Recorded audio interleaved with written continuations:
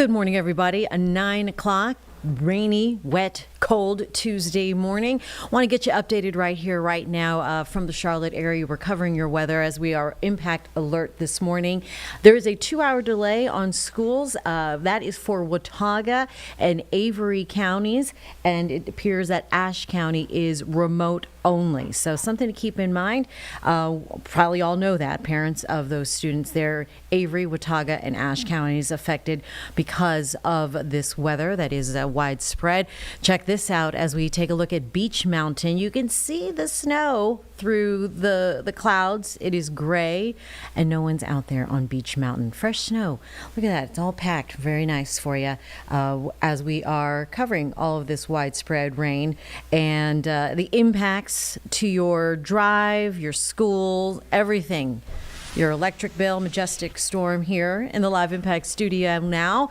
You came down from the mountains. Thanks for coming down, Majestic. Of course, I love it up in the mountains.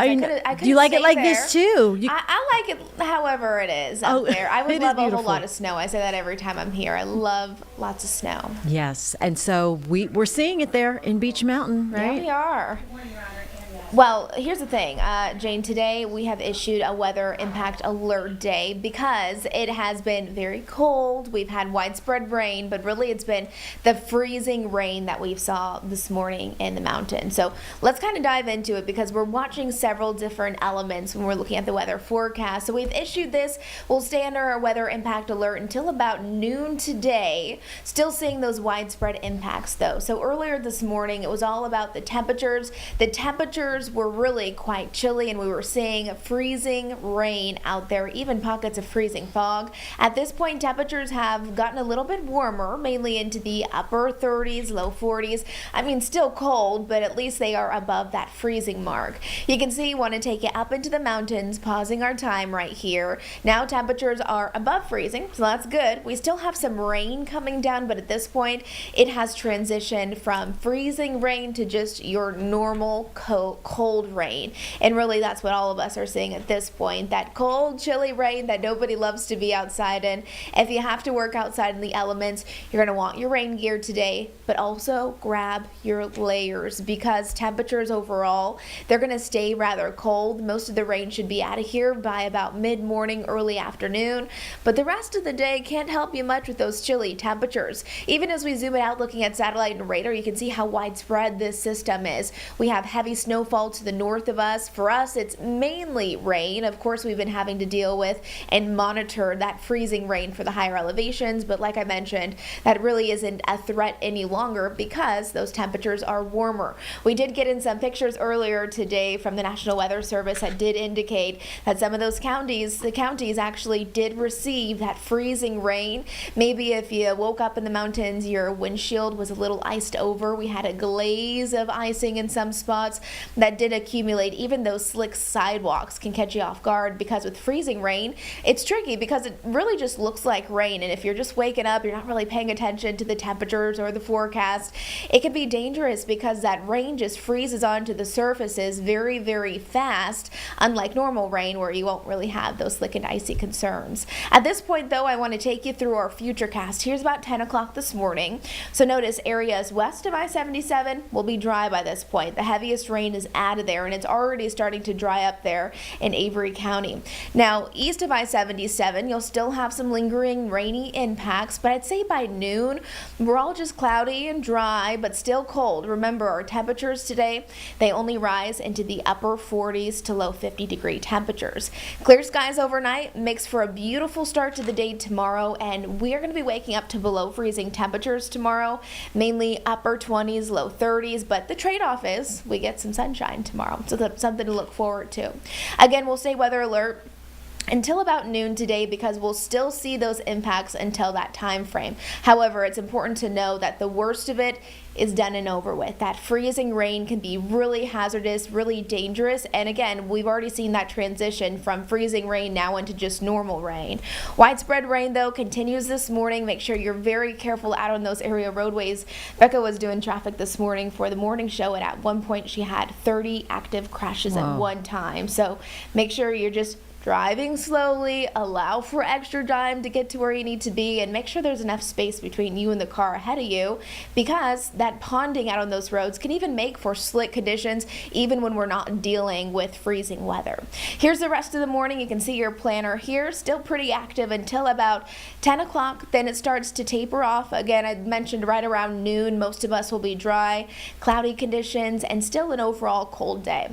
Here's another live camera. This one's coming in from Beach Mountain, where we did see pockets of freezing rain this morning, but freezing fog is something to keep in mind as well. When we have fog and below freezing temperatures, it can actually freeze onto surfaces quite fast. So if you're traveling early in the morning, late at night, and you ever notice that your temperature is below freezing and it's raining and maybe it's foggy, just drive with caution, because there is an opportunity for things to really freeze onto those surfaces really fast.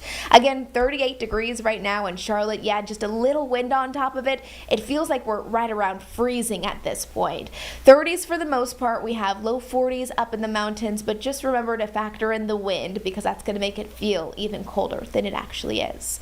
Over the next 10 days, this is what our temperatures will look like. These are our daytime highs, so definitely cold. Upper 40s, low 50s over the next few days. And then look at Friday, a high of only 40 degrees. No thanks. This upcoming weekend, we're going to see temperatures get a little bit warmer, but you know how it goes. With our daytime highs struggling to warm, of course our overnight lows are going to stay chilly, mainly upper 20s, low 30s. Make sure as your kids are waiting at school bus stops that they're properly dressed. It's going to be a little brutal out there early in the day. And of course, if you have any outdoor pets, hopefully you can bring them inside. If not, make sure they're properly taken care of. If it's cold for us, it's definitely cold for them as well.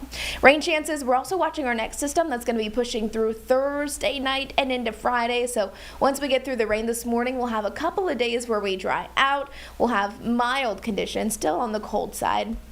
But then Friday seems like that'll be the day that we'll have more rain coming our way. All right, here's our Jerry Hunt Supercenter 7-day forecast. We'll stay weather alert until about noon today. At this point, we're really just focusing on the impacts that the weather has on the morning commute. Once that rain pushes out, the rest of our day won't be the most beautiful day. Definitely will not feel the best either, because it is going to stay cool. And then tomorrow morning, just remember, heading out the door, we won't have rain. We'll have some sunshine, at least clear conditions, but it is going to be cold with below freezing temperatures. Daytime highs only rise into the 40s. Mild throughout the rest of our week. But again, Thursday night and into Friday, that seems like we could have our next system push through, bringing with it more rain on the way.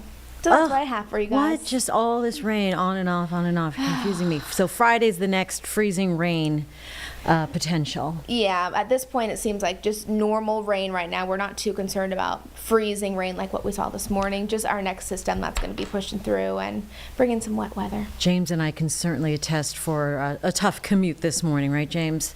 Yes, it took me about an hour to get here from Matthews. And Oh usually my takes, goodness. what, like 30 minutes, 20? In the morning commute, 40, 45 minutes. Okay. So Was it adding a because there little was accidents, or were people just driving slow? Driving slow. So We Which were is doing, kind of good, slowly. but at Yeah. the same time, it's like, oh, we were doing like goodness. 20 or 30 miles an hour and 45 through Ballantyne.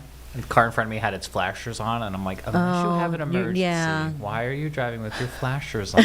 People don't know. And then we've kind of had a stretch of just really dry conditions too, and then it rains, Right. and people kind of like, whoa, Whoa, how do like I- really how do I do sensitive. this? Yeah, but I would rather see people driving slowly than Than what- driving so fast. few when dozen it's already, accidents. the weather elements. That is are a out tough there. go. What picture is this? Is this, This is our tower Uptown? camera. oh, so, And, Half the skyline. yeah. You can see half of it. That's the Queen City, Look at y'all. that. and there's 77 near Clanton. Okay. Oh, that doesn't look too bad, does No. It's moving. it? So hopefully those crashes should be going back down. Everyone getting to work and school safely. Yes. But thank you, Majestic. Tough ride this morning. You're Clearing very out by welcome. lunchtime. Yep, I think it should be good to go. I still good brought day my for lunch. some soup. I got my soup cooking in the crock pot today. Oh, very nice. Good That's thinking. the way to do it. All right. Thank you, guys. Majestic storm here in the Live Impact studio. Time right now at 9:09. We do have a busy morning for So you many right feeds. now. A lot of feeds. James, where shall we go? Let's check in with President Zelensky. Okay, so President Zelensky from Ukraine is in Ireland right now, and they are having a meeting as they are holding a news conference here. Again, President Zelensky has been making the rounds. He talked talked to French President Macron yesterday in Paris, and now he is in Ireland, still hoping for a peace deal there for the country. Also happening in Miami, let's take it back to the homeland. This is Miami, where there are talks and discussions on future presidential library for President Trump. So they're discussing how could this be, but all of it takes some planning. Those discussions happening right now. We might dip into that a little bit later. And as we go around town, let's go over to Dedham, Massachusetts. This is the Brian Walsh trial happening just outside of Boston, day number 2, where Brian Walsh, if you were with us yesterday morning, he is on trial facing a murder charge for the death of his wife, Anna Walsh, who disappeared on New Year's Day back in 2023. The judge appears to be giving the jury some instructions on how they should conduct themselves, and this will be pretty much the morning routine. We expect this trial to be taking place here for the next 3 to 4 weeks, so we will dip into that as we see fit this morning. So giving you a quick glimpse of what is happening right now as far as those live feeds. We'll be right back here on Live Impact News on WCNC+.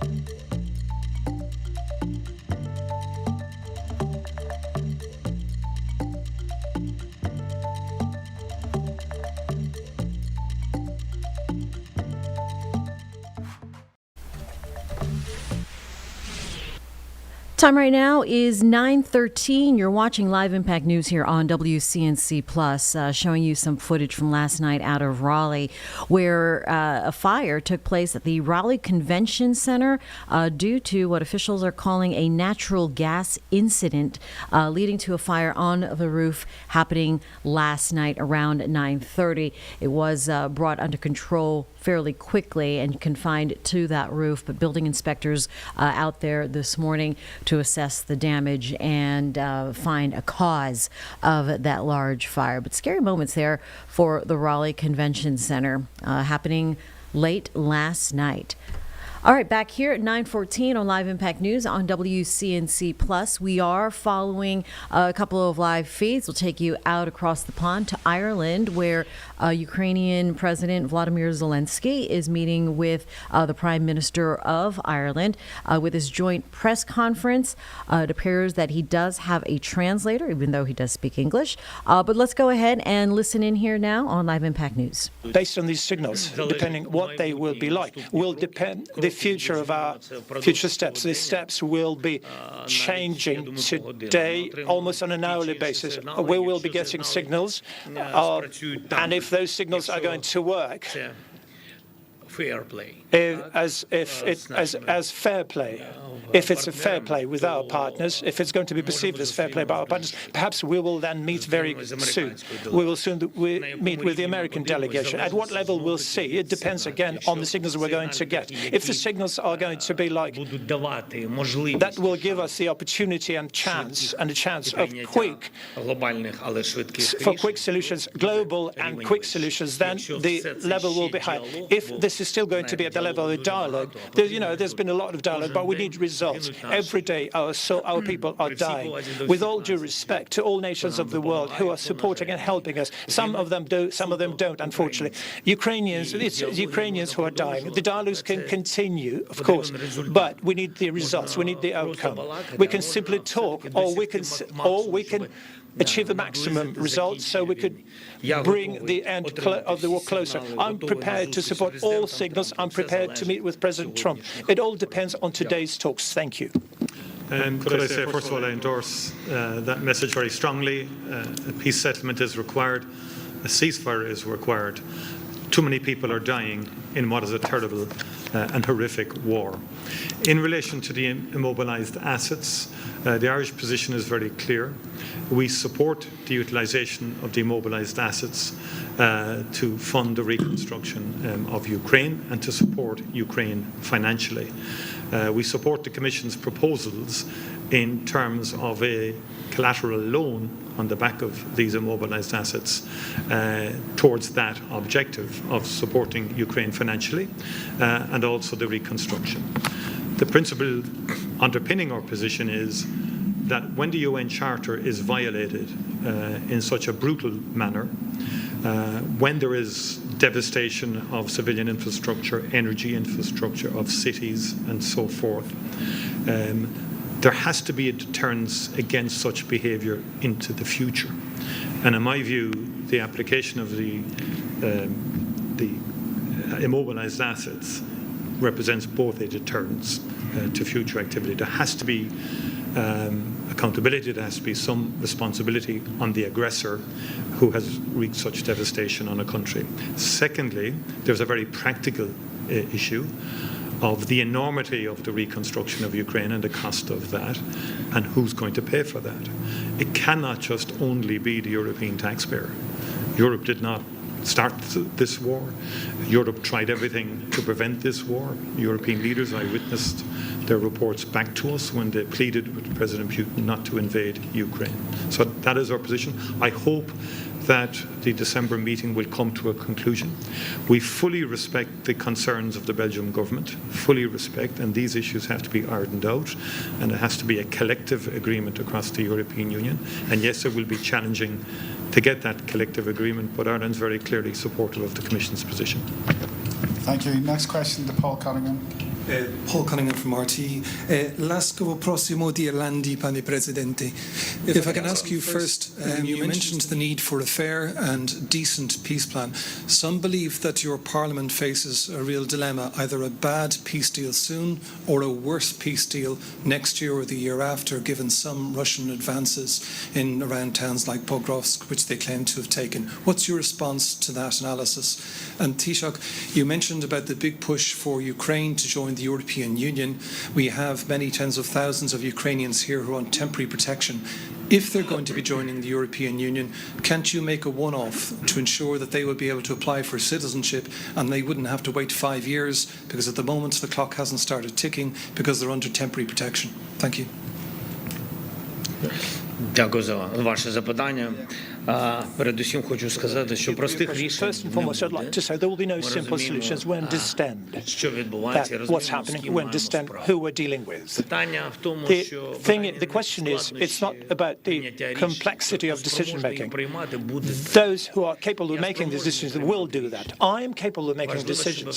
It's important that this should be all open and fair and just. So there would be no game behind Ukraine's back. Nothing would be decided without Ukraine, about our future. If we're talking about the guarantees for security of Ukraine, which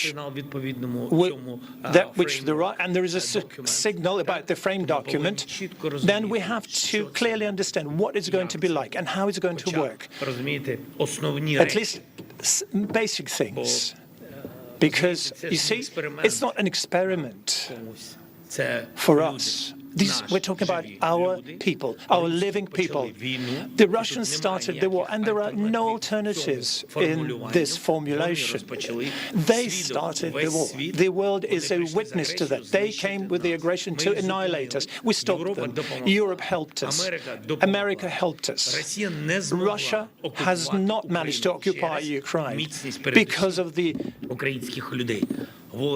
resilience of Ukrainian people and strength of Ukrainian army and, of course, our partners. We stopped them, and as the United States said, we stopped them shedding a lot of blood, and we fully support them. But we have to stop the war in such a manner that in 1 year Russia would not come back with a third invasion over the last 10 years. That may happen. That can happen, because that was their main objective. They have not reached their objectives to occupy our state.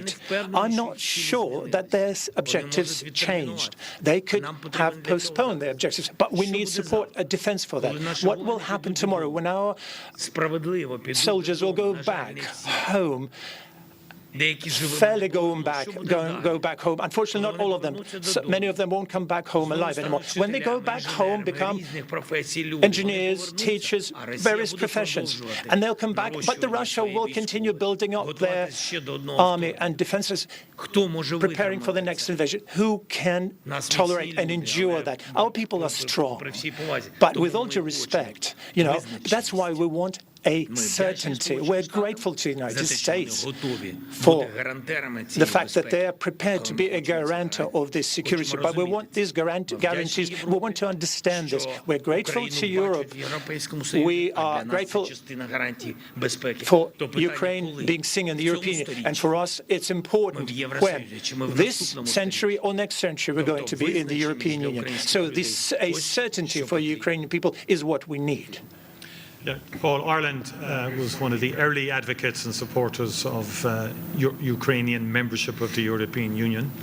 It is a critical part of the future security of Ukraine, but also as a country that has experienced the transformative impact of membership of the European Union, we believe the Ukrainian people deserve to experience similar transformative impact of being a member of the European Union, and that would give freedom of movement to all Ukrainians and all Europeans, which is a very basic principle of the Union. We don't contemplate advancing that in advance of membership, although what we're endeavouring to do when we assume the presidency of the European Union in the latter half of next year is to accelerate the enlargement agenda. That is one of the key objectives for the Irish presidency, to see can we get chapters negotiated. We've discussed that, and we'll be very proactive in that regard.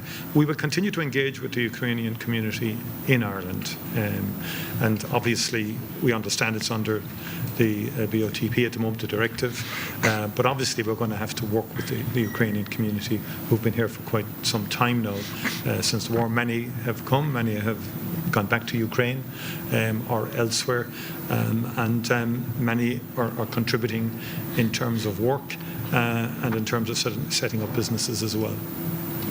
Okay, thank you. Jennifer from Bloomberg. Hi, President. A question for you. You said that the latest plan that emerged from the recent talks looks better. Can you give us some details of what's in it? And do you have plans to meet with US Envoy Steve Witkoff in the coming days? Thank you. So we spoke with Steve yesterday and with him and with all his team, and we spoke. I think I already answered on your question that we are waiting for the results in America-Russia negotiations, today's results, and I will react according to the results. If I feel that we can count on real, specific dialogue, not just words, with some result, we will meet, and he's very welcome to Ukraine. But I'm not sure that they are up on this way this day. They're ready to come, but who knows? So I want to wait till today's evening. And what about the points? I'm not sure that I'm ready to share all the points of this plan, but I think that you saw a lot of things in media. But what can I say? I think that the most sensitive things and the most difficult questions, or questions with the challenges, is about territories. It's about frozen assets, because I can't just myself speak on behalf of European leaders. It's about money, which are frozen, but in Europe. It's about common decision of Europeans. I can only have partnership and share my view of this and support, and they can support me, but I can't decide on behalf of leaders about the money which are in EU. And this is the third point I mentioned about security guarantees, and we count on strong security guarantees from the United States, both United States and Europe and some other leaders. And you know that the topic of coalition of the willings is we work with this. So I think these three topics, the most sensitive and the most important, and I think that our teams will continue work on it. Thank you. You've been watching live a joint press conference from Ukrainian President Volodymyr Zelensky along with the Prime Minister of Ireland. We're going to take a break here on Live Impact News on WCNC Plus. We'll see you in 2 minutes.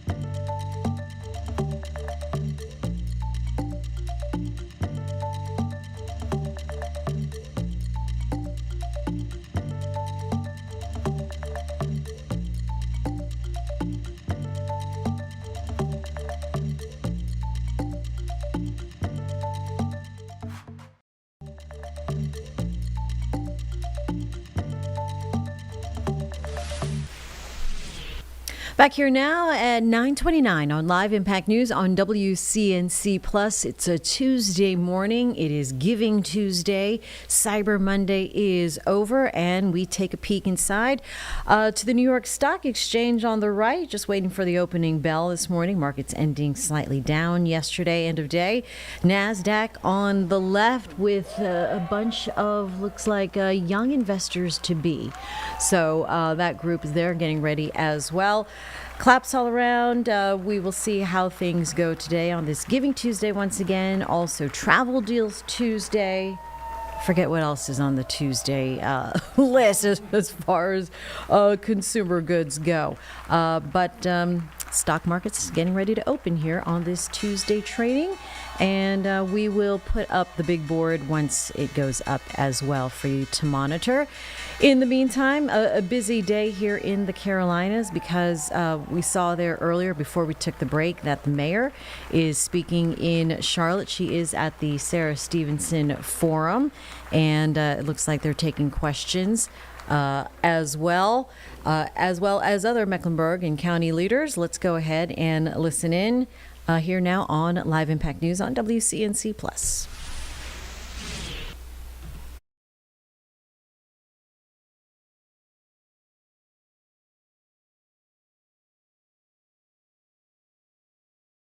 All right, we are just waiting for the audio from the Sarah Stevenson Forum. Let's go ahead and here we go. We're back in it. When you talk about this road expansion, and I'll do the best I can, Ms. Natalie, for 30 seconds. When we talk about this road expansion, you speak about, Ms. Mayor Lyles, being in all these rooms with all these maps and everything.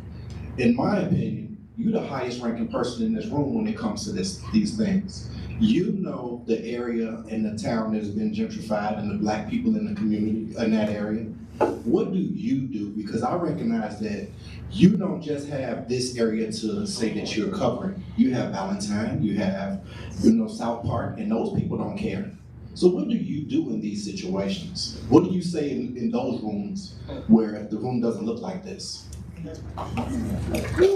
Well, that is a tough one because, when you're an elected official, all of us hope that we're doing the right things and being in the right spaces and saying the right things and making those things happen. So what I would say is that for me, I look at every aspect of what we're doing, and we are working really hard on making that more equitable and making it possible. But if you want to know in terms of where we are and what kind of programs we have, these programs are all the same. I think that when you think about the East Side, they have just as many of those issues that we have in terms of where are the sidewalks? Where are the things for the kids to do? I mean, it takes a lot of interest and a lot of time. But I would say that almost anyone in here, and I know that we have a district representative stand with us today, you have to serve every person, but every person doesn't have to be the same to be served.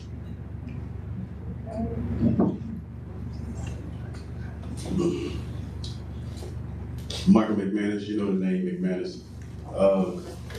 My only concern, really, my question would be, because he had a great point, you are the head. So when we driving past these homeless people, and for me, I own my own business, but then guess it's still, if I'm not gay or a woman, I don't get the type of resources or help that, everybody else, I filled out for grants, but what was it, open to some grant? I knew you was gonna say that.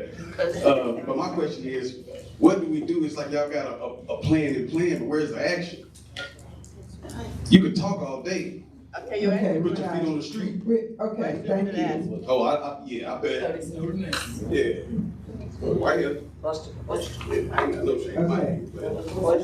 Who's next? What was the question? No answer.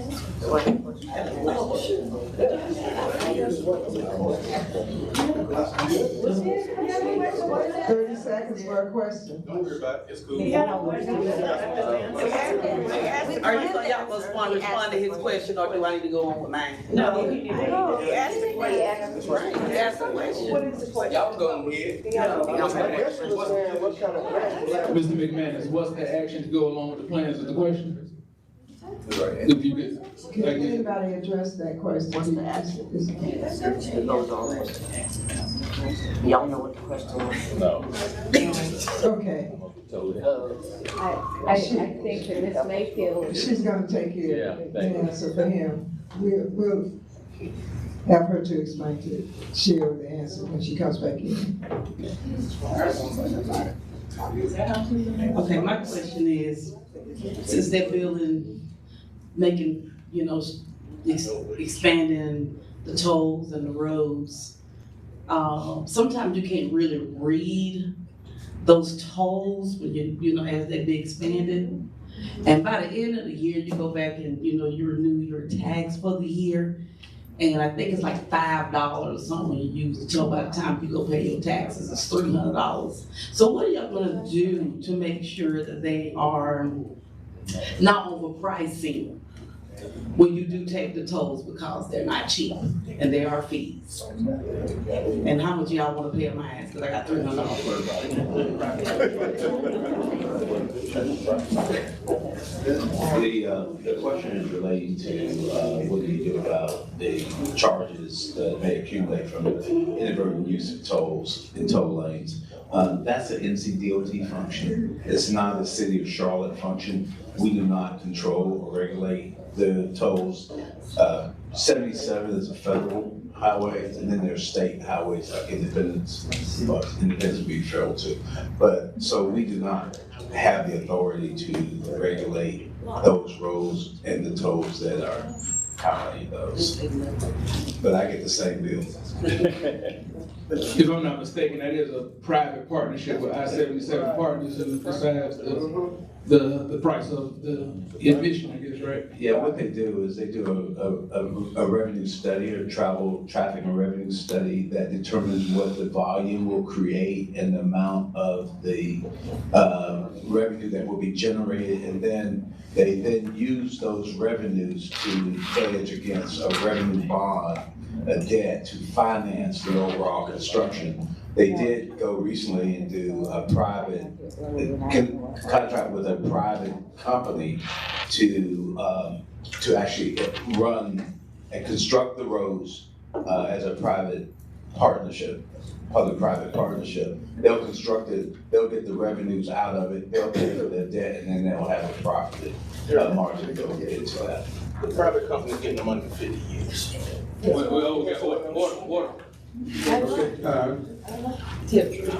Somebody opened the door when he said, "Can I get an amen?" So my question is, what's your thoughts on having, my name is Mike Lilly, what are your thoughts on possibly having a council member who is responsible for communicating with our churches, because our pastors in our church has a tremendous influence on the people. And there's far more people in the church than are in here. What's your thoughts on having someone that can communicate back and forth between the churches and the council, as well as having meetings with the churches? So one of the things that Luana has been so successful as is she had a clergy meeting, had I think over 400 or 500 people, and to talk about housing. And so when she stepped out and did that, that meant that she had a relationship and there were opportunities. I think we can probably do more of that. But when we were doing a number of initiatives that are important, we do try to include the clergy and work with them, and we have a group of them that really are active. So we can do more of that, and I think that's a great idea. So thanks for reminding us that that's what it takes when people come into the house of the Lord, that being informed is really a possibility, that we could just do more of that. Thank you. Let me just say, we try to keep everything respectful. Mr. McManus asked a question. Luana has answered for him, so she's going to come back in and answer that question for the rest of us as well. When we finish with what we're doing now. Go ahead, I just wanted to, Mary Johnson, Dearbrook Neighborhood Association. This is kind of difficult for me because I remember when I-77 plowed through my neighborhood. And I'm not sure if anybody in here was affected like my neighborhood. Darnell? Yeah, Darnell. And I just remember the elders in the neighborhood getting together, talking about what was happening. And at the end of the main street, there was a lake, and you could also walk to J.T. Williams Junior High School at the time. You could walk there, and because my sister walked there. And they plowed through and took houses from the last street in my neighborhood. And my mother was a teacher over at Irwin Junior High School at the time. And there's a graveyard that's right behind the school. And they plowed up the graves.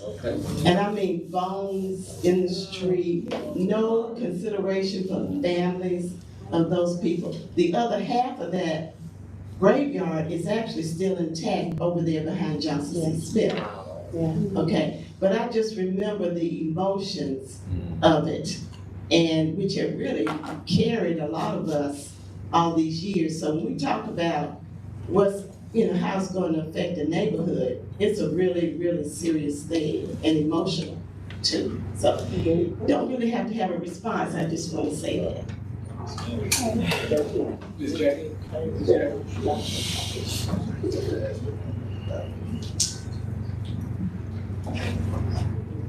My question goes back to that 18 to 24-year-old when it comes to economic development.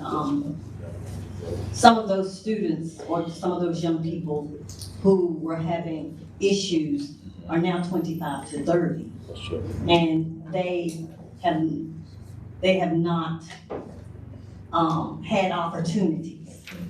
So if some way that those folk who are older can be considered also, that would be great. Now there's that great program you have with the water department, with Angela over there, but it's a small program. I mean, it's very competitive.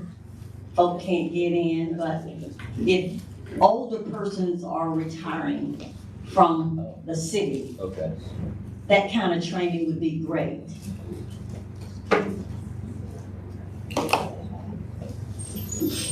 My question is to look at what you can do for those young people, 25 to 30. Yes, got it. Oh, I know. Next question. Good morning. My name is Monique Mitchell. I too am new to Charlotte. I've only been here for about 2 years. And my question is, how does the government handle historic preservation? So how could we preserve those neighborhoods in Johnson C. Smith? Just to say, I've learned so much. I'm from Baltimore. I've learned so much from this forum about the history of Charlotte, and to see those neighborhoods not exist anymore is heartbreaking to me, and I'm not a Charlottean. So what can we do as citizens to assist the government so that we're preserving these neighborhoods? So we do have some issues, like the historic process, historic development, what do they call them? Historic Landmark Commission. And there are opportunities for people to come in, but I think, again, the strength of this is the people in the room that say, this isn't going to happen, this isn't what we're going to do. And I think that's probably more than, you can always have a historian write up, there's things like that, and I'm sure Malcolm could have someone in the room writing up what the history of it was, when it was done, and how, where it was created. But I think it still requires that steadiness of conversation and going in and making sure, I know that there are sororities and fraternities that go up to Raleigh all the time, and they have something that they've decided on, and they stick with it, and they walk it through, and they make sure that they see legislators that can influence that. This is the action that really is required for us if we're going to have this community be a part of what we want to see. I think that's the kind of exposure or the commitment that we have to make. Mayor, I'll just add, because I want to give information in the form. Historic Landmarks Commission is a process. The citizens on the west side have exercised it in Oakland Park and Quarry Heights. What it does, though, it just imposes upon those neighbors and those property owners the requirements to preserve the architecture of that property from an external perspective, and it does not allow alterations of that external part of the property without board approval. It can result in increased costs of maintenance to the property owners.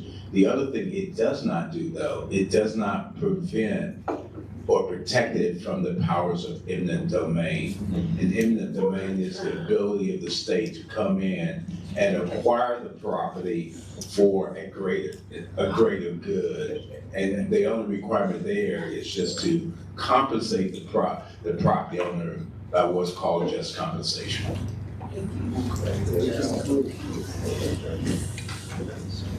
So I wanted to sit with this for a little bit before I got up and made a comment. There was something that was said earlier about District 6 or South Park. At 9:45, we are going to take a break. We'll get you back out to the Sarah Stevenson Forum with the mayor and other Mecklenburg County leaders there answering questions from what appears to be standing room only. We'll get there shortly here on Live Impact News on WCNC Plus.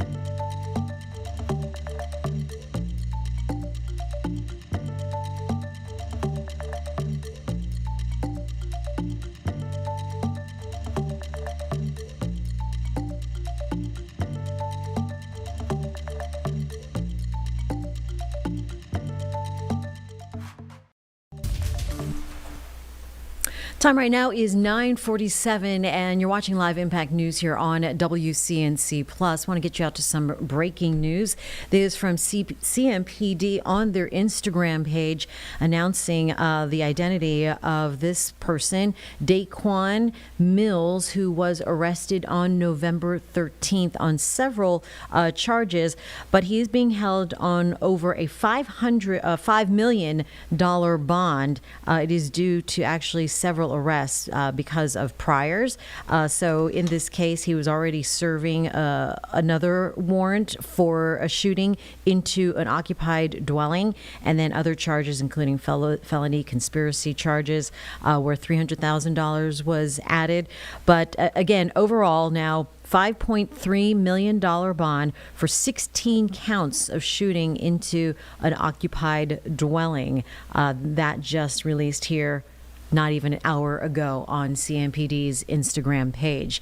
We'll be keeping track on this case with the arrest now of 18-year-old Daquan Mills, arrested in Charlotte. All right, we are following the Sarah Stevenson Forum on this Tuesday morning. We have the mayor of Charlotte, Vi Lyles, as well as Pro Tem James Smuggy Mitchell, talking right now. Let's go ahead and listen in on Live Impact News on WCNC Plus. To see what causes criminal behavior. I think the bigger question you're asking us, though, what is the solution? What are we going to do to prevent it? And I would tell you, I'm excited about our new police chief. She gets sworn in on Friday at 10 o'clock. This council has heard loud and clear from the voters that being in a safe city should be our #1 priority. So let me commit this to you. We're going to come back to you at the Tuesday morning breakfast and to share with you our plan to make Charlotte a safer community for all. Okay? I win. Now you're really putting on the spot. So let me do this timeline. We're going to have a real conversation. We have our city council retreat, I think, the last week in January. And usually, after we have a city council retreat, we're very clear on our priorities. So can you give me the February to come back, along with the new police chief, and we collectively are going to share with you the vision, make Charlotte safe. How about that? So, Ms. Orr, can you put that on the calendar in February? Well, I would tell you that we. Well, I might not can come back in February. We might not come back in February because Winston is handling our Black History Month. Okay. You would have to. Maybe we could just give them like a 15-minute window. Well, we'll let Winston, that's his month. Okay, Winston, so we can have a small window. We would appreciate it in February. Or March, I'm sorry, March. No, that's when. Oh, I don't know when we coming back. Maybe we put it on that dashboard. We're full until April right now. Okay, wow. I mean, we do have a new police chief who is a woman. Yes. I think that could play into it. And we are black folk, so So maybe in March? We can make it work. We'll figure it out. Black Women History Month? We'll figure it out. Okay. We are a team. Next question.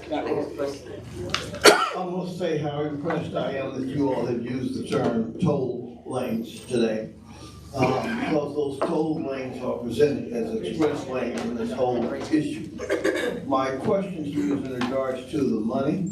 When you enter into these public-private partnerships, you do understand that these private entities are for-profit businesses, and they are guaranteed profitability or at least breaking even. So if there is a shortfall in those tolls, the public dole kicks in to make them whole. That's the same kind of deal that Duke Energy had. So when I raised the question earlier about the resources, it sounds to me from what I've heard at the two meetings that I have attended, that there needs to be some concern expressed in regards to how they are charging people, because there are many people who on a daily basis would have to pay $5 to go 2 miles, and that is unconscionable if you sit here and do not start to address those issues and how to resolve them. Will you do that?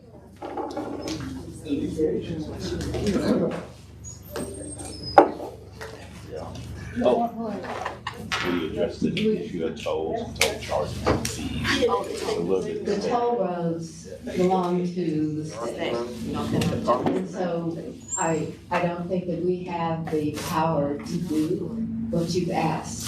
I think that's where, when I said, many organizations go to Raleigh and they express themselves and then they get an understanding, and maybe that's one of the options that you have, but I think that this is the NCDOT issue at the state level. Good morning. My name is Darnell Ivory. My question is, I'm affected by the highway in McCrory Heights, and I now live behind Johnson C. Smith and may be affected again. My mother kept accurate records. She has a letter that transportation sent to her. You mentioned eminent domain. Make sure, I'm asking, will you make sure that even in the correspondence that takes place through transportation, that the correspondence is non-threatening and the wording is as such that it doesn't intimidate or cause discomfort to the person receiving that communication? Because there are ways and means, and my mother at that time felt she had no choice. But I say that she outsmarted them because she put her house up on wheels and found property up in Hyde Park. But we need to be very careful of how communication takes place. So please make sure and stay on top of whatever transportation is doing. I'm asking you to do that. And hold them accountable. I'm asking you, will you do that? Because so many other people who have not, and my mother was an educator. So yes. I'm asking, do that. Will you do that? Yes. $1,500. How much? $1,500, and they would not bend. That's all she got for moving her house. So before we go to Councilwoman Mayfield, my question is, again, when it comes to systems and the perpetual nature of systems, one of the things I've noticed from this side of the field is the city will have a young person in communications to reach out to community members to get us to be involved and what have you. However, this seems to be more of math and not magic. The policy itself disenfranchise these communities where there's not a lot of owner-occupied homes. So attempting to get the West Side to have Valentine numbers and turnout is like a false narrative. So again, what are we doing to readdress systems that have been antiquated since the beginning to, again, we can rally the troops all we can, but if the numbers are this disparaging, it's an uphill battle forever. Very good. That was a question. Can they want? Let's do these systems. How do we put that? So, Winston, one of the things that I used to do consulting a long time ago, and one of the things that they said, if you want people to come, first of all, make sure that you have food. The second thing, if you want people to come, you call them and say, I want you to come. You don't just send them a note. Right. So there are strategies that I'm sure people smarter than I am right now could do to say, what does it mean to take someone and say, will you please come and be a part of this? There are strategies to make that happen. I think food is one, I really believe that. But I also think where the space is and what happens and how far do you have to drive and how do you carpool? Maybe part of what we should be doing is, looking at the micro-transit, that if you're doing a program at the city and we want you to be there and it has to take micro-transit, let's think about out of the box of these things and make it possible. But I think that's what helps us keep people talking with each other. Okay, we want to have Councilwoman LaWanda to talk about, give an answer that Mr. McManus asked. And if you can do that quickly, we need to get out of here at 10 o'clock. Yes, ma'am. We won't have time for 4 minutes. Okay, hey everybody, LaWanda, so in the less than 4-minute version, here's the reality. As we talk, when he looks out into community and he see the unhoused, he see all this development that's happening. Your council has a majority African-American council, and please correct me if I'm wrong, because I'm paraphrasing. What are we doing to help Black people? No. Damn it. That part. So, how are we helping with the unhoused? What are we doing on council? What is our role? I can't, because I got 4 minutes, but I'm trying to surmise what our long conversation. And one of the challenges that we have, which you just mentioned, policy language. Policy has been put in place. In my mind, our job is to help correct and fix that policy.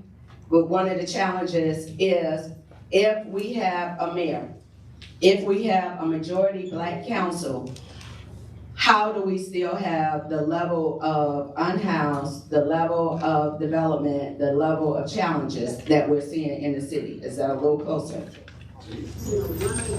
Just answer whatever you feel like. Here's the reality. We serve at the pleasure of North Carolina General Assembly. A lot of people think, Charlotte, why don't you do what Chicago did? That is not a strong mayor.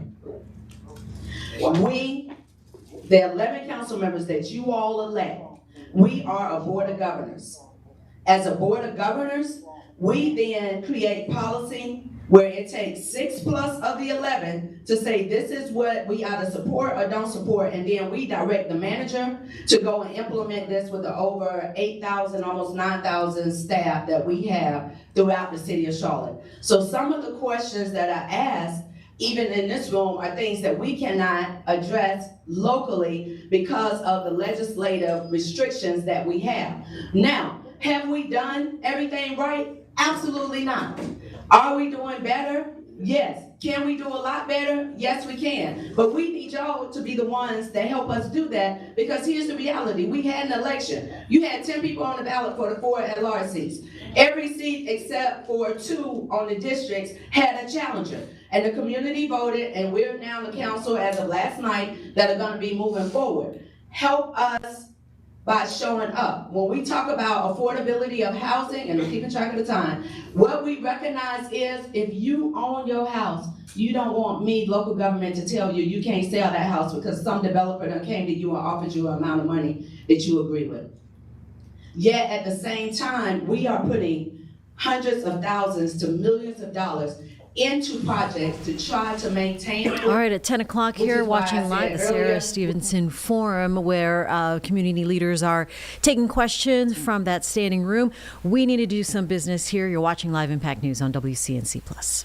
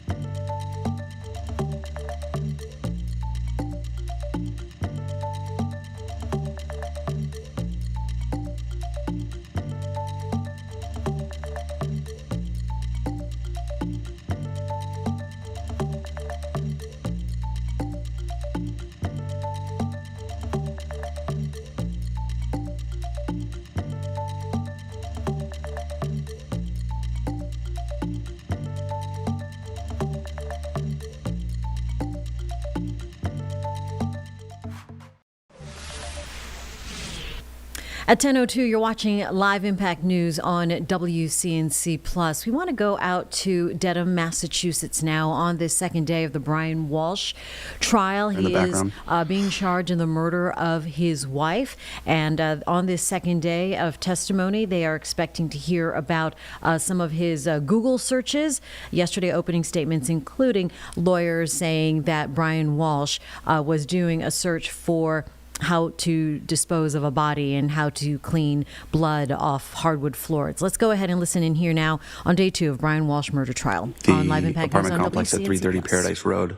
Those were transported to a transfer, like a trash transfer station in Peabody for examination. And so what were you doing? Well, so when you got to Peabody, about what time was it? I was right around the beginning of dark. And who was there? Myself, Detective Lieutenant Lopes, Lieutenant Tully, members of the CERT team, and other troopers. And Lieutenant Tully, he's with the state police, and opposed to Detective Lieutenant Lopes with Cohasset. Correct. Okay. And so what were these state troopers doing? Not Lieutenant Tully, but the other ones you just mentioned. It's a big warehouse with trash lining on the walls. We had dumped the contents of the dumpsters in the warehouse, and we began searching the bags, bag by bag. And why were you searched them bag by bag? The contents of the bags were opened. It was spread out on the ground. We'd look at the contents, see if it was important. If it was, those were moved to like a tarp or plastic or paper sheeting where they could be documented, photographed, collected as evidence. If the Commonwealth could publish Exhibit 50 from yesterday, Your Honor, which would be file number HAS 7025. You may. Sir, directing your attention, what is this? This is plastic sheeting. And can you see yourself in this photograph at all? I can see my feet Where are your feet located? at the top of the frame. And if you could just tell us like what you're wearing for footwear? Brown leather boots and gray pants. And if the Commonwealth could have Exhibit 51, which is file number 6810. So, Sergeant, what are we looking at here as far as the process that you were describing? So this is right when one of the bags was opened for examination. The contents was dumped out so we could look at it. And if we could go to Exhibit 52, which is file 6867. Now, what are we looking at here in relation to the previous photograph? Those are the contents moved to like tarp and plastic and paper sheeting so they could be further examined. And the boots, do you know what brand those are? Hunter boots. And Ms. Gilman, is it possible to zoom in on the white piece of paper underneath the purse?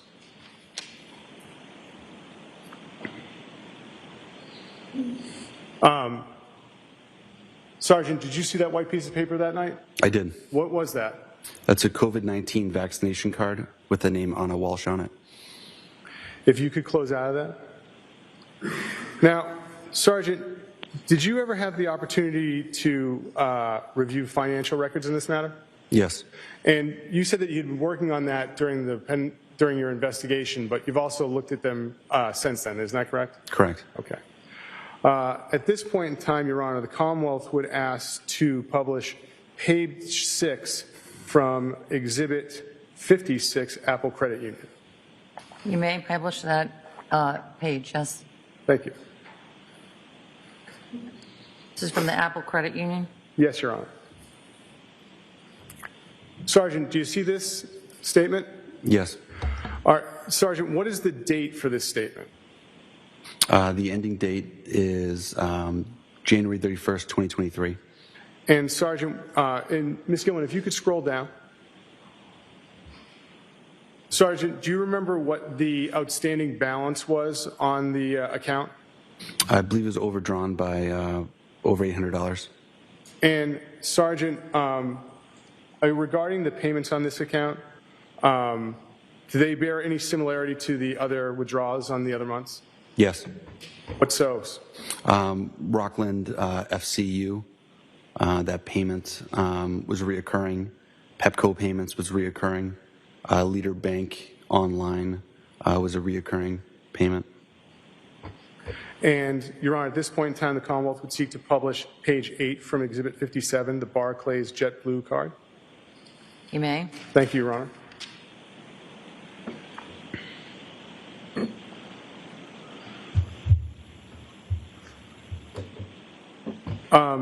Sergeant, what is the date for this statement? Statement period ending in January 17th, 2023. And what was the balance for this statement? Statement balance as of 1/17/2023 is $2,145.69. And Ms. Gill, and Your Honor, if we could publish page 10 from the same exhibit? You may. Thank you.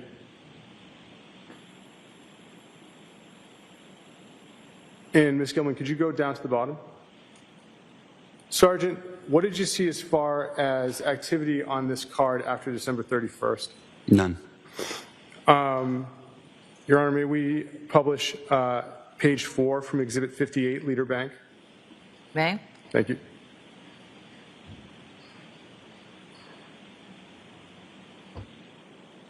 Sergeant, do you recognize this statement? Yes. What is this for? This is a mortgage payment for investment property. And do you see an address associated with it?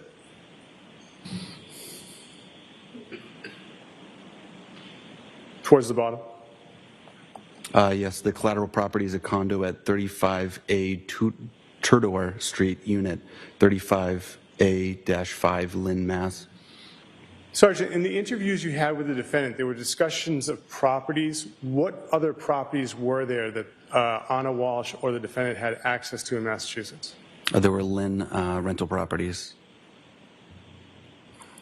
And if we could close out of this, in Your Honor, with the court's permission, may we publish page 45 of J.P. Morgan Chase, Exhibit 60. Oh, I'm sorry, Exhibit 59. Page 40? 45. Page 45, you may. Thank you.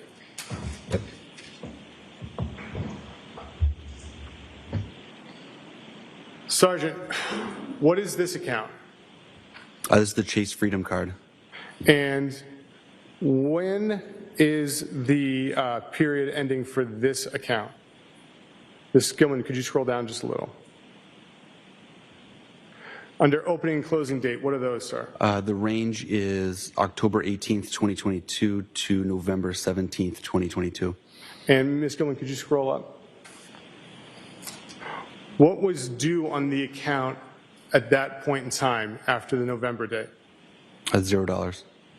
And with the court's permission, the Commonwealth would seek to publish page 47 of the same exhibit. You may. Thank you. Now, Sergeant, directing your attention to page 47 of the same exhibit, I'd like to ask you some questions about October 30th. Do you see that entry on it? Yes.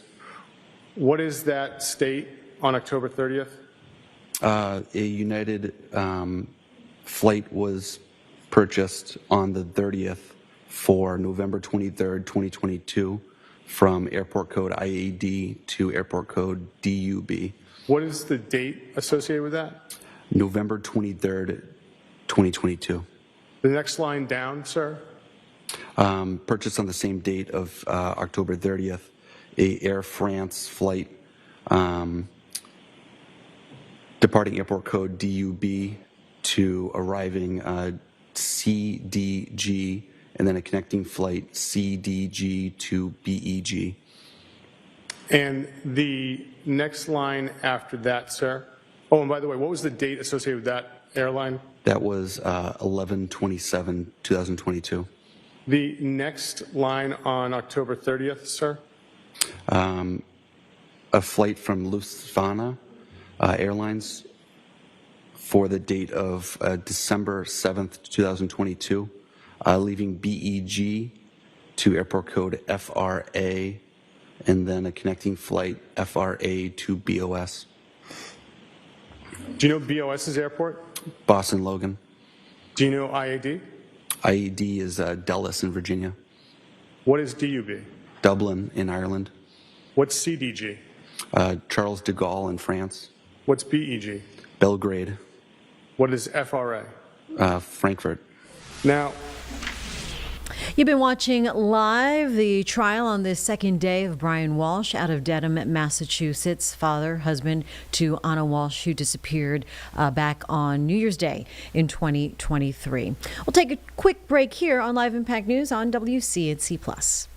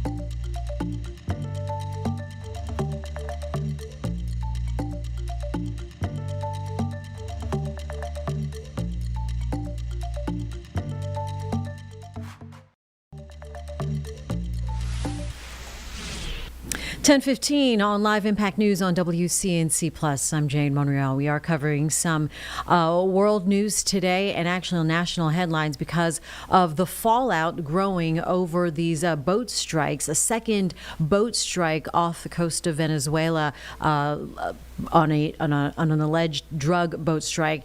The cabinet is meeting at 11:30, and then President Trump will be having an announcement at 2 o'clock.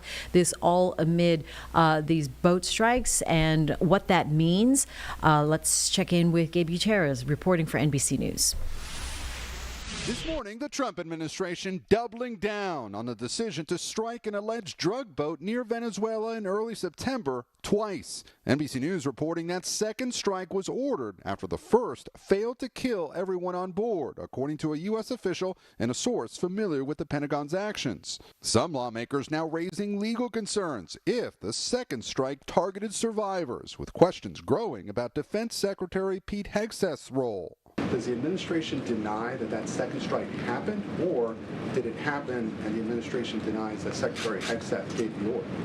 The latter is true, Abe. Secretary Hegseth authorized Admiral Bradley to conduct these kinetic strikes. Admiral Bradley worked well within his authority and the law.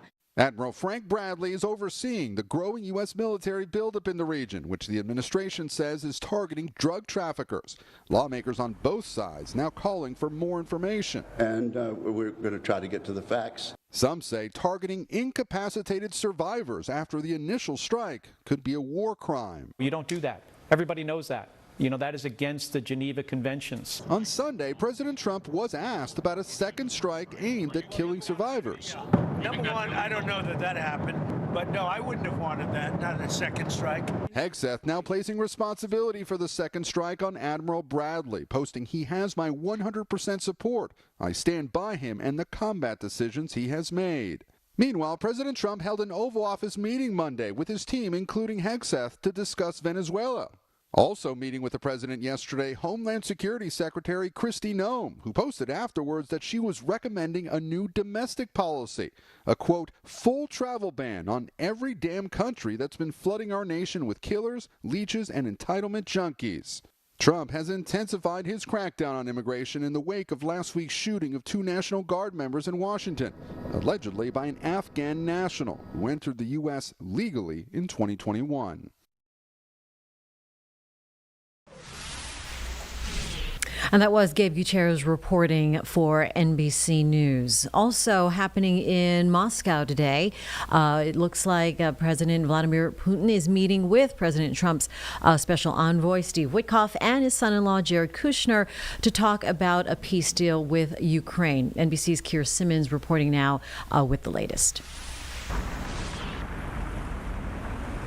Hey there, good day to you. Well, the U.S. delegation is here in Moscow. The convoy was seen driving past the Kremlin, the Russians confirming that President Trump's son-in-law, Jared Kushner, will join his envoy, Steve Witkoff, in these talks with President Putin. For Witkoff, it's the 6th time he's been here to Moscow to meet with President Putin this year. For Jared Kushner, it is a first, and they come after days of talks with the Ukrainians and with the Europeans. What began as a peace plan that looked very much in favor of Moscow has been renegotiated and is very different. So a Russian official with knowledge of the talks tells me that the Kremlin has 3 pillars to its position. One, that the Kremlin wants more territory, all of the Donbass region in Ukraine, that it wants international recognition of that territory as Russian, and that it wants limits on the Ukrainian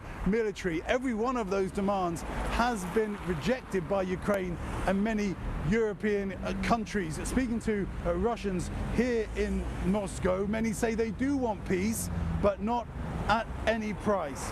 Keir Simmons, NBC News, Moscow. And we played that package for you on the latest with what's happening with the boats, the airstrikes, that second airstrike. Chuck Schumer is right now speaking on the Senate floor. Let's go ahead and listen into this live. He is talking about the boats as well on Live Impact News. Corruption, which is the MO of the Trump administration. The failure of the leadership at the Department of Defense is also a national embarrassment. The mess Secretary Hegseth creates regularly shows the consequences of picking an inexperienced Fox News host to lead a massively complex life-or-death federal agency. Donald Trump is learning it the hard way.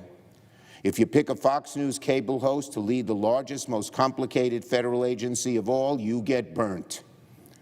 And Hegseth is just way beyond what anyone would imagine in how bad he is at that department. In the past few days, more questions have arisen about Hegseth's order to attack alleged drug trafficking vessels off the coast of Venezuela. It is possible those strikes, which may have included verbal orders from the Secretary of Defense to, quote, kill everybody on those boats, violated the law. But this is the problem. The American people still don't know exactly what happened because Pete Hegseth refuses to tell the truth. Months ago, right after the strikes, Hegseth went on Fox News and bragged. He was present at every moment of the operation. He said on Fox News that he, quote, watched it live. He said the same to us in person. But then last night he tweeted that his admiral was actually the one who made all the combat decisions. This is so spineless. Pete Hegseth won't hesitate for a moment to talk a big game and take credit if he thinks it makes him look good. But the minute trouble arises, suddenly Hegseth says someone else was making the decision. Now let's be very clear about something. There's a very easy way for the American people to get the truth. Pete Hegseth should release the full tapes of the September 2nd attack, both the first and second strike. Not a clip, not some edited or redacted snippet.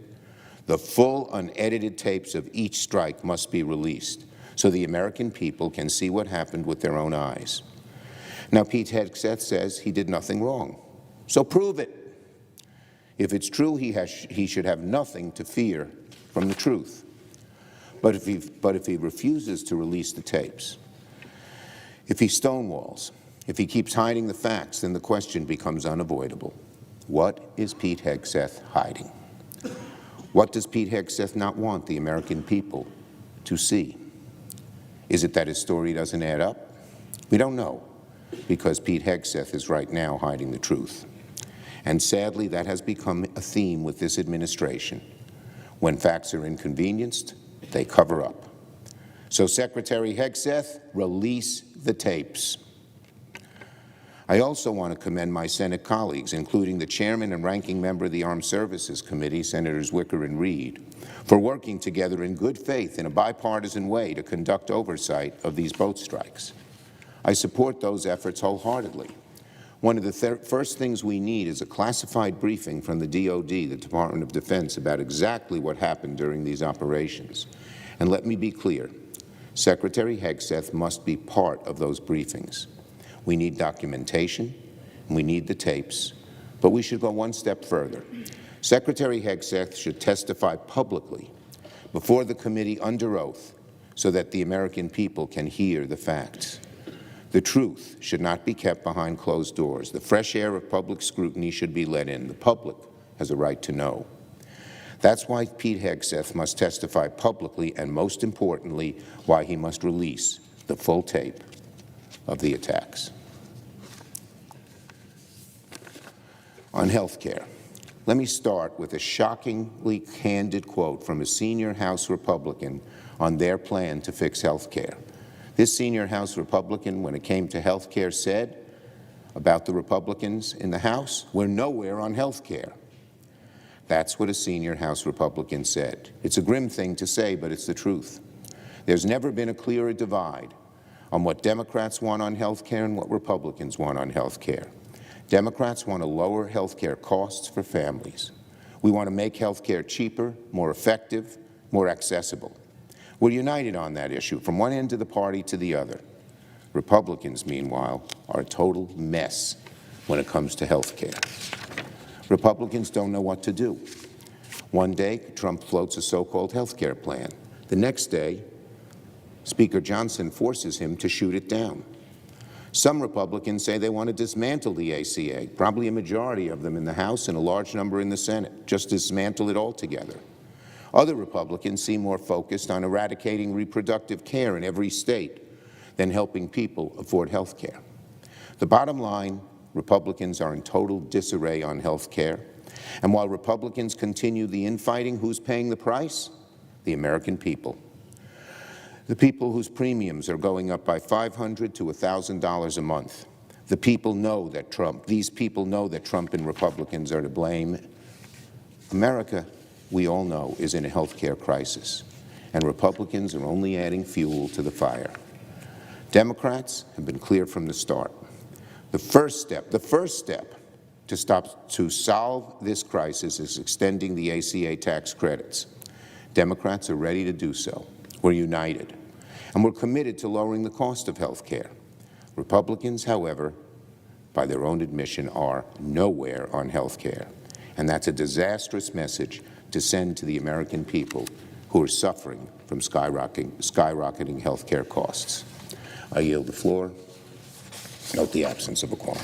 The clerk will call the roll. Ms. Alsterbrooks.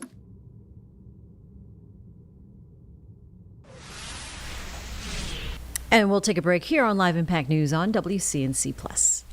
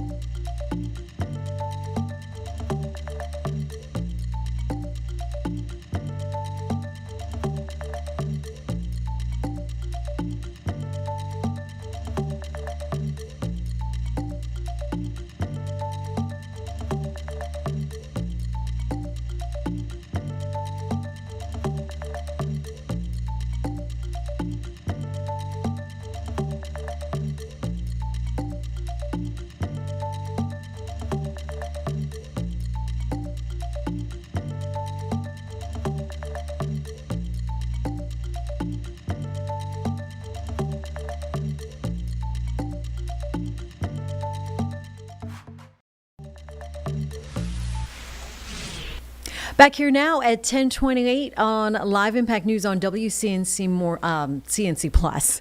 I'm so excited. This morning you might recognize his work from HGTV. Dream Homes interior designer Brian Patrick Flynn is a frequent visitor to the Carolinas because now he's working on the 2026 Dream Home giveaway. It's nestled on beautiful Lake Wylie, just a stone's throw from Charlotte. We thought, hey, what better timing to talk to him about Carolina style that we love so much and that it seems to be trending. Brian, thanks for joining us here live. Oh, absolutely. And I have become really, really well versed in all things on like the South End. So I have really done a lot. I've been back and forth from the whole area for the past 2 months. So I've really gotten to know Charlotte, and I see why so many young people are flocking there. Yeah, I bet. Well, I'm glad you're visiting South End. It's one of our hip happening places. Talk to us about the Carolina lakeside lifestyle. What makes it so alluring? We love our lakes, we know, but why is it on the map with HGTV? Well, it's been a very long time since HGTV Dream Home has done a lake house. Before I came on back in 2020, 2015, there was an HGTV Dream Home years ago. I think it was 2006 on a place called Lake Lure. And I personally had never done a lake house before for HGTV Dream Home, although this is my 11th house. So it was a completely, it was like a learning experience to first get there about a year ago and see what lake houses look like on Lake Wylie and in North Carolina, which is very different. They're a lot more laid back than most places would be. And also there's a little bit more of a tradition as far as the aesthetic goes. So I really just spent a lot of time around the area and got to look at houses inside and out and a feel for what people really do when they live in that area. Yeah, this house is gorgeous, by the way. So talk us through the home and the style. So the best way to describe it is it's more or less sitting on a peninsula. So from the front, it looks like it almost has a little bit of a suburban appeal from the front, which is phenomenal because it's a familial home. So the front is charcoal and then stone. And the back, because you're on a peninsula, almost every single room along the back of the house or the middle of the house has this incredible $1 million view. So it was really important to best describe the style of it is I never know who's going to win an HGTV Dream Home. So I have to make sure the interior design is applicable to people with all different types of lifestyles and styles and backgrounds. So I went super neutral on the interior, but the exterior is super dark charcoal, almost black, and then stone. But on the interior, you're going to see a ton of neutrals. There's beiges and tans, and there's a beautiful deep green. We also have brown grays. But I think the biggest thing for anybody who starts to look at this online, you're going to see how I've never been in a lake house with a view this spectacular. I mean, along the back of the house, just you are consistently feeling almost like you're living underwater because you're so close to the lake. It's beautiful. And I understand why people love Lake Wylie because 22 minutes in my car from South End to the lake. Like, that's not even a commute. That's like a run to the grocery store. So it's like the best of both worlds. You get to live right by the city, but you're on a quiet lake. Yeah, it is gorgeous. I'm getting goosebumps all over. I love interior design. I love all the windows and natural light. You see the trees and the lake. Oh my goodness. And like you said, 20 minutes to the city. You know, how does it influence your style when we have a lakefront property that seems sort of remote and just one with nature, but so close to the city and that proximity to a big city like that? Does that influence your style at all? Yes, and there's a pretty big answer. So when I'm putting this together, I'm realizing most of the people who live locally, they live in the city, whether they live in Ballantyne or they live in South End or they live in Dilworth, the areas that I got to know very well. So that's where your house is. That's where you have your job, you raise your kids, you see your friends, you play on the weekends. That is a different mindset than living on Lake Wylie. Like, Lake Wylie is supposed to be just hey, we're not working here, we are just relaxing and enjoying the outdoors. So what influenced the design was the fact that we have this 2-level dock. It's basically 2 stories because I realized when people come out there, like after work on, say, a Thursday afternoon or a Friday afternoon for the weekend, it is strictly about water sports and being outside with your kids and playing and having drinks with your friends. So the big difference in the design versus a house that's in the city is when you walk in, I want somebody to immediately feel like, hey, it's time to take my shoes off, put on my weekend clothes, not worry about work, not worry about grabbing my phone or my laptop, and just enjoy the water. And that dock, when somebody sees it in person, the top layer of the dock has a railing that's all glass. So it's a completely unobstructed view of the water and also the sunset. So I think it does capture the Carolina vibe, but because I'm a Georgian, so I have a little bit of a different background and a different aesthetic where I work, there's a little bit of a blend, but it feels classically Southern, but for a modern day lifestyle. I like it. I like it. Nice juxtaposition, if you will. And it really combines that indoor-outdoor space. So you mentioned Georgia. You know, is it different? We're all in the South. How different is Carolina living versus some of the other markets that you've designed for? I would say the biggest difference between when I think of people who live in the Charlotte area and they want a weekend escape, they live Lake Wylie, Lake Norman, a few other ones that I found when I was doing my research for the vernacular. The difference between like that type of lifestyle that we have here in Atlanta, like for example, I live in Buckhead, but my escape is in the mountains. It's an hour and 40-minute drive to get to the mountains from here, which is that's a weekend trip. That's not something you do multiple times in a week. What's great about the lake life living in Lake Wylie is that 20 to 25-minute commute. I mean, it's mind-blowing that you could be in the middle of like downtown or uptown and be, I keep forgetting the name of the transit system. Is it called the Light Line? What is the it light called? rail. Light rail, yeah. The light rail. Yeah. So the fact that you can be using the light rail Monday through Friday and then just get in your car on a Thursday afternoon, or if you work from home, or a Friday afternoon, and the next thing you know, you're transported to this place. It feels nothing like a city. It's mind-blowing. It's like probably the best place to live a regular life and then have a weekend home, because you don't have to spend any time, going back and forth in your car. It is a dream home. It looks amazing. And then lastly, being from, again, the South, what is a design trend that you're seeing that is happening right now? There's a few, but I'll top line the one for the sake of time, because I could talk about this for hours. Okay. I'm a Gen Xer, and then after the Gen Xers, we had a huge wave of millennialism, which really went more towards minimalism. Less is more, a lot of white, a lot of gray. But the pendulum always swings the other direction, like every, 9 to 15 years. And now, classic Southern style, which if you go back 50, 100 years, was very much about patterned wallpaper, a lot of like woodwork on the interior, very classic silhouettes on your furniture, things that your grandmother or grandfather had. That is what we're seeing now. I love both. So I do love that there's a difference between minimalism and maximalism. HGTV Dream Home 2026 is probably right in the middle, because every room has some one-of-a-kind things that make it feel like more than a home than just a house. So to answer your question, as far as the trends go, I think you're going to see a lot of people embracing a lot. Like, more is more. Wallpaper, really unique color all over the place, interesting floors, and one-of-a-kind pieces that people might walk into a house and be like, what is that? But it has sentimental value to the person living there. So I like this trend. I'm totally all for it. Hey, nothing wrong. I love Gen X. I'm Gen X as well. I don't know about all the fluffy, over-printed wallpaper, but I can get on board with this house for sure. We don't have any wallpaper. You'll just see remarkably cool colors that are easy to use and paint on your own walls in this house. So maybe we'll leave that step for a few years from now. There you go. I mean, and you really do leave a nice palette that someone can still put a signature style or look or era, what have you, on the home once they get it. Absolutely.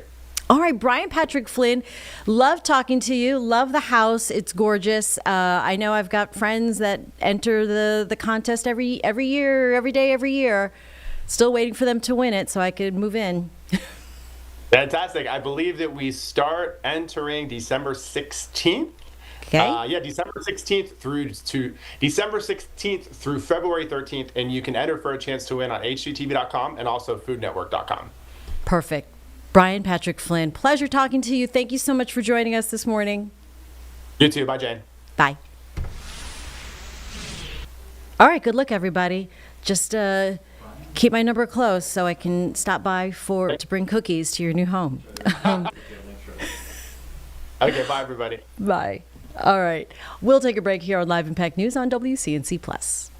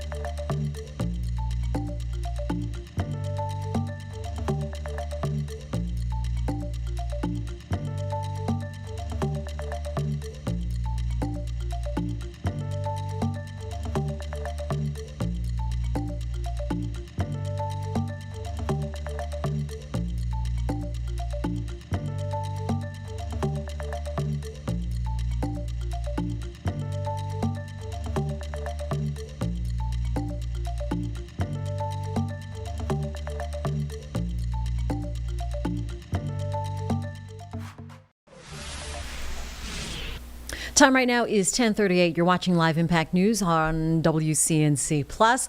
All right, we have a number of live feeds happening right now. We'll take you out to Washington, where the House GOP leadership is holding a press conference. But bottom left side of the screen, you can see Senator Thune on the Senate floor as well. But we'll go ahead and bring up the sound on Mr. Scalise here on Live Impact News. You have a minimum number of sports, so that a lot of the Olympic sports that are so important to our country as we see the Olympics coming up here again. In many cases, our Olympians come from the college ranks, and so we protect that too.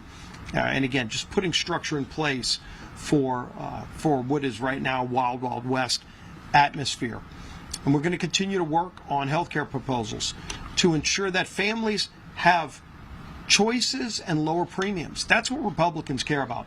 Democrats have never cared about that since they passed the Affordable Care Act and all the broken promises and lies that went with it. If you like what you have, you can keep it. Probably the most broken promise in all of politics, where millions of families lost the good health care plans that they liked because of the Affordable Care Act. And of course, there's nothing affordable about the Affordable Care Act. All we've seen is increased cost, 80% premium increases.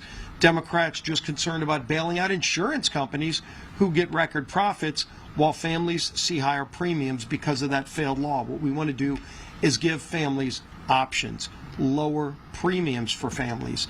And again, we've brought some bills to the floor already. We're going to keep bringing bills to the floor to do those two things, to lower premiums for families and give them options so that they can get what's best for their families. They don't have to be enforced into a plan that the government tells them they have to be in, that's too expensive for them and doesn't work for their family. They can buy whatever they want that makes sense for them and for their family. So we're going to continue to work on that too as we move an aggressive agenda, and that agenda is led by our Speaker, Mike Johnson. Thank you, Mr. Leader, this leadership team, Colonel Nunn, for being here with us this morning.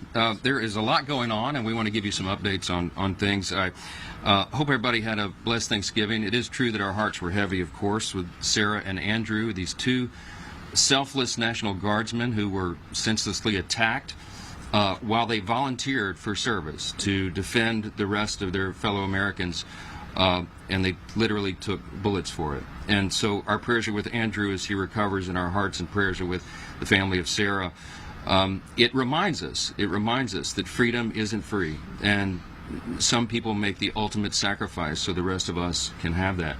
You know, I was reminding our conference this morning, 1789, our first president, George Washington, was the first to issue a national day of thanksgiving and prayer, a proclamation. And he declared that because the Congress requested it of him. And of course, Washington was the first and best person to do that, to start the tradition. And he wrote famously in his proclamation, he said, it is the duty of all of us, it is our duty to acknowledge the blessings of God, to be grateful for what he's done for our country and all of us individually, and to humbly implore his protection and favor. It's never been more important to do that, and it's a great reminder. Thanksgiving is a uniquely American holiday, as we know, and it's a great time to sit around the table and be reminded of those blessings, and chief among them is the freedom that we enjoy. And we do not take that for granted. So it's proper, appropriate for us to acknowledge those sacrifices.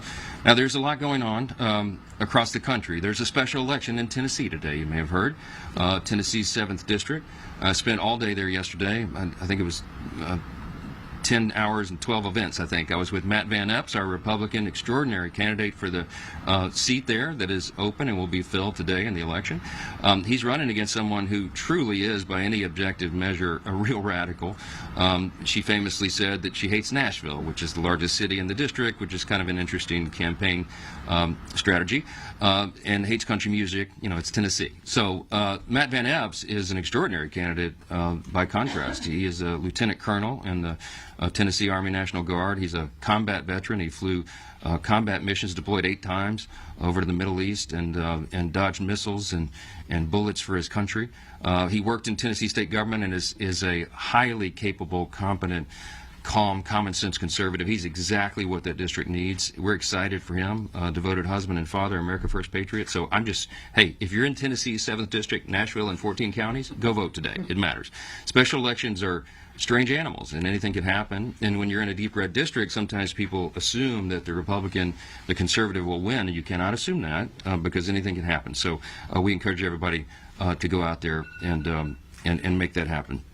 The people are fired up. I was there and really enjoyed the energy there. We're going to see that across the country next week as we go into this very important midterm election next year. I mean, in all the weeks ahead. And as we go into that election, remembering again how important all of this is. And as we put some posters up here to remind you and remind all of ourselves what an extraordinary run we've had in the 119th Congress. Now, in spite of the fact that we had razor-thin majority, I mean, it many times, as you know, 1 or 2 vote margin, we still have had one of the most consequential Congresses in the great history of this extraordinary nation. And you know, if you look at what has been accomplished for the first 10 months of this term, this year, the 119th Congress, this new administration, you could stack that up against any Congress in history. I think it's probably in the top 5 in terms of marquee landmark achievements. And, you know, part of our, both a blessing and a curse is we did so much of it in the One Big Beautiful Bill, the Working Families Tax Cut. There's so much to talk about. It's as if it just got brushed aside. But the component pieces of that is some of the most nation-shaping, productive, pro-growth policies that have ever occurred to help all Americans. And we look forward to all the provisions of that bill being implemented, beginning really in earnest in the first part of the year. And so the first quarter, second quarter will be a very different scenario. But we're excited to go through that. We can't fix everything overnight. And the Biden-Harris administration, as we said so many times, in 4 years really destroyed almost every metric of public policy. Don't go flip a switch to do that. It takes some time. And we've been working earnestly and around the clock to do that, to work on solutions, to solve all those problems, and to make government more efficient and effective and responsive. Republicans have been delivering and working to bring down costs for American families, to fix the Democrats' broken health care system, and to rid our streets of violent criminals and dangerous illegal aliens. All this has been our goal since January, and we've been delivering. And as the year comes to an end, we started to reflect upon what we've done in that first 10 months and ultimately the first 12 months, and it's really something. The Working Families Tax Cut, let me just tell you some of the components of that, because people seem to have forgotten. It was a permanent extension of the 2017 tax cuts, which is collectively it's the biggest tax cut in U.S. history. Had we not passed the big bill, we would have had a $5 trillion tax increase on all hardworking American families as that expired in December. It was a marquee achievement. We also in that included permanent estate tax relief extensions. We had landmark Medicaid program reforms, which the CBO has said is going to save $185 billion and reduce premiums on everybody for their health care. We expanded the SNAP work requirements to get ineligible recipients off, young able-bodied men with no dependents or health problems. They shouldn't be riding the wagon, and they won't anymore. In the bill, we increased border enforcement and funding, generational investment in those things, and it's worked, because guess what? The border is sealed. And we don't have all these illegals coming across the border anymore. We included no tax on tips, no tax on overtime, increased standard deduction for seniors, free tax savings accounts for every child born in America, which we'll be announcing at the White House in an event this afternoon. Business tax provisions to incentivize investments and innovation. That's all in the bill and much more. We codified 67 of President Trump's America First executive orders so far, and there are many more to come. We repealed Biden-era regulations with 23 Congressional Review Act resolutions. Now, this is important, too. We've been making history along the way over the last 10 months. In the entire time that CRA's, Congressional Review Acts, have been part of the law, only 20 had been signed into law since the inception of that instrument. This year alone, we have already passed 23 of those out of the House, and 16 of those have been signed into law. That's a big thing. We've restored regular order to the appropriations process, and y'all know how what a big thing that was. The goal of mine since I became Speaker a little over 2 years ago was to restore regular order, because instead of governing by an omnibus before Christmas, which is no way to do stewardship, we wanted to get back to 12 separate appropriations bills. And as you saw, when we reopened government, one of the things the President signed was 3 regular order appropriations bills signed into law. What a marquee achievement. We had agriculture, legislative branch, military construction, VA bill signed into law, and both chambers and the appropriators are working right now to put the next bills, get them prepared, and get them enacted and signed into law. We've also, in the last 10 months, And you're watching live press conference from House GOP leadership. Also stepping up to the podium, the House Democrats starting their press conference. We're rolling on that, so we'll play it for you a little bit later here on WCNC Plus. We need to take another break here on Live Impact News. We'll be right back.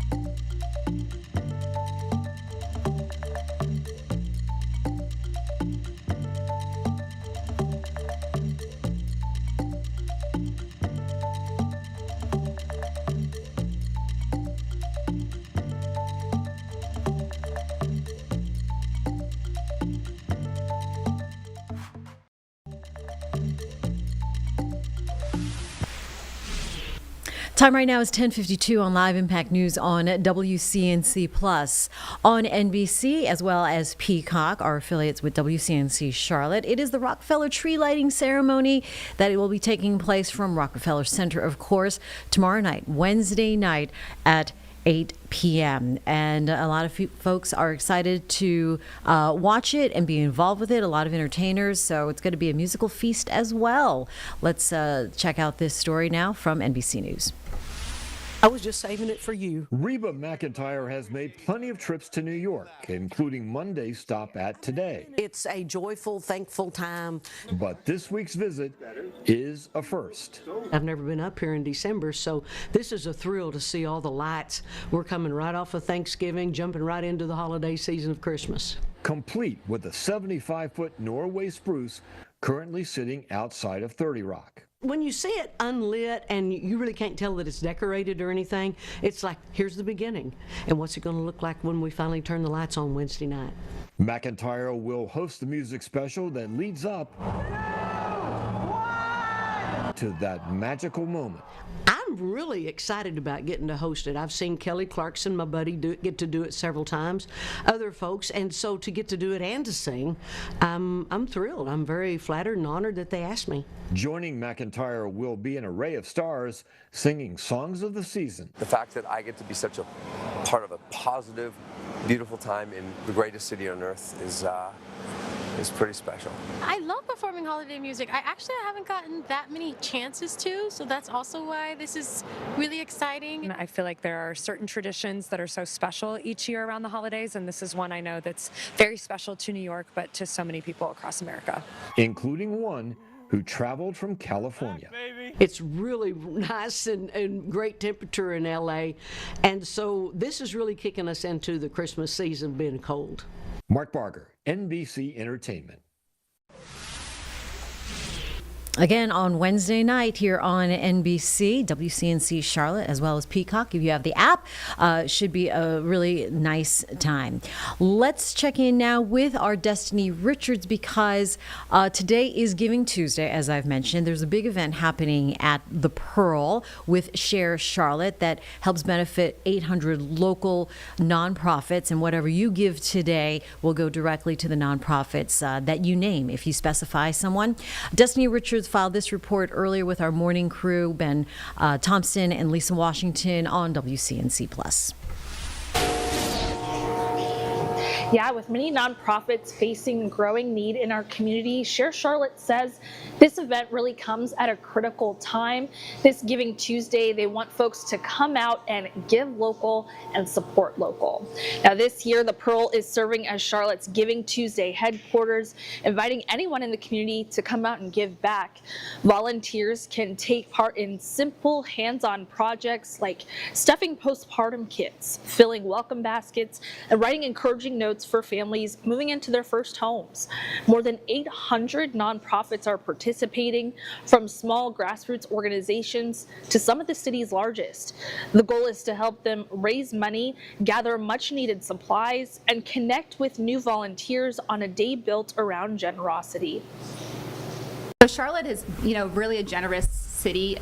We see that when even our neighbors in Hurricane Helene, the way that Charlotte responded. But this is just a day that really gets counted in terms of evaluating giving in our city. So this December 2nd, this Tuesday, really is just a way for all of us to be part of one thing together and kind of make a stand for Charlotte and our nonprofits. Today's event at the Pearl runs from 10 a.m. to 1 this afternoon, but if you can't be there in person, you can also donate online or sign up to volunteer from home. Share Charlotte says every dollar and every hour of your time truly makes a difference. Live this morning in Uptown, I'm Destiny Richards, WCNC Charlotte. And Share Charlotte for the past 11 years with your donations in man hours, volunteer hours, goods, and hardcore cash. They've been able to raise $52 million for local nonprofits right here in our own backyard in the Queen City. How wonderful is that?